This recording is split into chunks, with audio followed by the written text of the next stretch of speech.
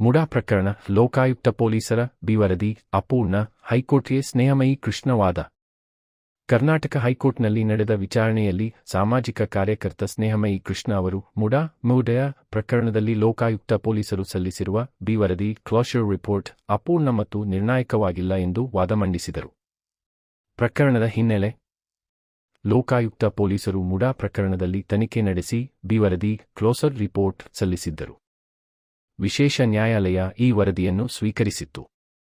ಇದನ್ನು ಪ್ರಶ್ನಿಸಿ ಸ್ನೇಹಮಯಿ ಕೃಷ್ಣ ಅವರು ಕರ್ನಾಟಕ ಹೈಕೋರ್ಟ್ಗೆ ಅರ್ಜಿ ಸಲ್ಲಿಸಿದ್ದಾರೆ. ಹೈಕೋರ್ಟ್ನಲ್ಲಿ ಏನು ವಾದಿಸಲಾಯಿತು? ಸ್ನೇಹಮಯಿ ಕೃಷ್ಣ ಅವರ ಪರ ಹಿರಿಯ ವಕೀಲರು ವಾದಿಸಿ, ಲೋಕಾಯುಕ್ತ ಪೊಲೀಸರು ಸಲ್ಲಿಸಿರುವ ದಾಖಲೆಗಳು ಸುಮಾರು 10,000 ಪುಟಗಳಷ್ಟಿವೆ. ಆದರೆ ವರದಿಯಲ್ಲಿನ ತೀರ್ಮಾನಗಳು ಅಪೂರ್ಣ ಇನ್ಕನ್ಕ್ಲೂಸಿವ್ ಆಗಿವೆ.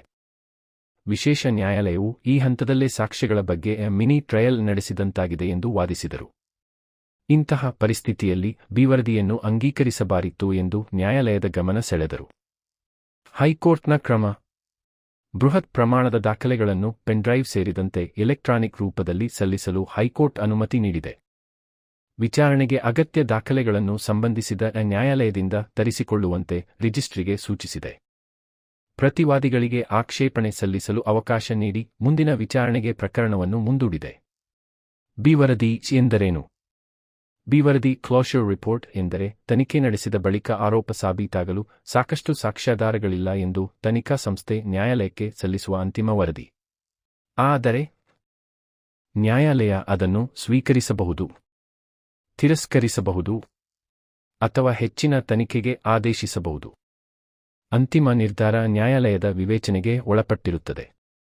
ಪ್ರಮುಖ ಸಂದೇಶ: ಈ ಹಂತದಲ್ಲಿ ಹೈಕೋರ್ಟ್ ಪ್ರಕರಣದ ಮೂಲ ಆರೋಪಗಳ ಬಗ್ಗೆ ಅಂತಿಮ ತೀರ್ಪು ನೀಡಿಲ್ಲ.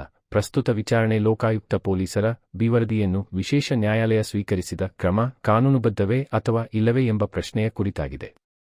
ಅಂತಿಮ ತೀರ್ಮಾನವನ್ನು ಹೈಕೋರ್ಟ್ ಮುಂದಿನ ವಿಚಾರಣೆಯ ನಂತರ ಕೈಗೊಳ್ಳಲಿದೆ.